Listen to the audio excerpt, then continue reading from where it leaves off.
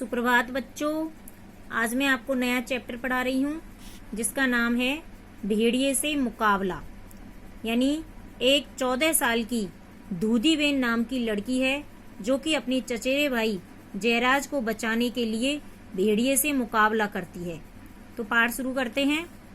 अप्रैल का महीना था, गर्मी शुरू हो चुकी थी, लेकिन जंगल में पेड़ों के नीचे ठंडी छां थी।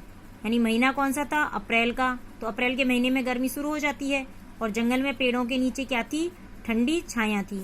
दूधीबेन नाम की ये लड़की का नाम है। दूधीबेन की गाय भैंसें चैन से घास चर रही थी। तो ये दूधीबेन नाम की जो लड़की है ये जंगल में गाय भैंसे चराने जाती थी, तो ये चैन से घास चर रही थी। साड़ी में लिपटी दुबली पतली दूधीबेन को रोज के काम में आज ज्यादा मजा आ रहा था। यानी वो तो रोजाना चराने आती थी, लेकिन आज वो दुबली पतली दूधीबेन कैसी थी? साड़ी पहन रखी थी और दुबली पतली थी और रोजाना गाय भैंसे चराने आती थी। लेकिन आज रोज के काम से आज कुछ ज्यादा ही मजा आ रहा था। क्यों आ रहा था? क्योंकि उसका चचेरा भाई जयराज भी साथ था। चचेरा यानी चाचा का लड़का।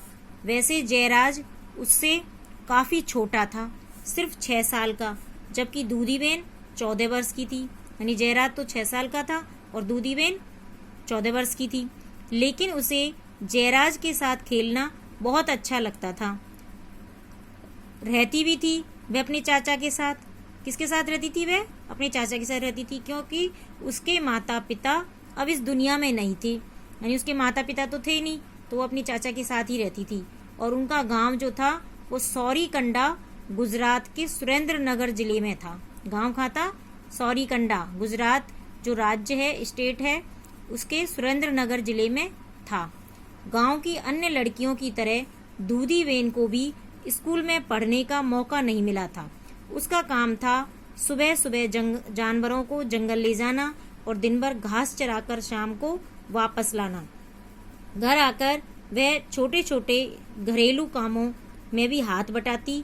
यही उसकी दिनचर्या थी। यानी गांव में अन्य लड़कियों की तरह दूधीबेन को भी स्कूल में पढ़ने का मौका नहीं मिला। उसका काम क्या था? सुबह सुबह जानवरों को जंगल में ले जाना, दिन भर घास चरा करके फिर शाम को वापस उन जानवरों को ले आना। घर आकर वो छोटे मोटे घरेलू कामों में हाथ बटा देती। यही उसकी रोजाना की दिनचर्या थी। दोनों भाई बहन खेल में मग्न थे कि अचानक उन्हें किसी जानवर के गुर्राने की आवाज आई। यानी जंगल में वो गाय भैंसे चरा रहे थे, दोनों भाई बहन खेल रहे थे कि अचानक उन्हें किसी जानवर के गुर्राने की आवाज आई। दूधीबेन चौंक कर घूमी तो देखा कि घनी झाड़ियों में से एक भेड़िया निकल रहा है। देखते देखते वह एक गाय पर कूद पड़ा, लेकिन गाय ने पलटकर उसे सींग मारे। यानी भेड़िया ने जैसे ही वो गाय पर कूदा तो गाय ने पलटकर उसे सींग मारा। तो अब भेड़िया दूसरे जानवरों की ओर मुड़ा तो उन्होंने भी अपने सींगों से उस पर वार किया। तो जयराज और दूधीबेन खड़े खड़े यह सब देख ही रहे थे कि एकाएक भेड़िया पलटा और जयराज पर लपका। यानी जानवरों ने तो अपने सींगों से वार किया तो एकदम भेड़िया किधर पलटा? जयराज की तरफ।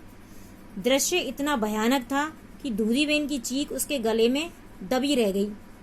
यानी जैसे ही वो भेड़िया जयराज की तरफ पलटा तो दृश्य देखने लायक था। दूधीबेन की आवाज ही गले में दबकर रह गई, उसके गले से आवाज ही नहीं निकल पाई। तो बच्चों आज यहाँ तक ही पढ़ेंगे। धन्यवाद।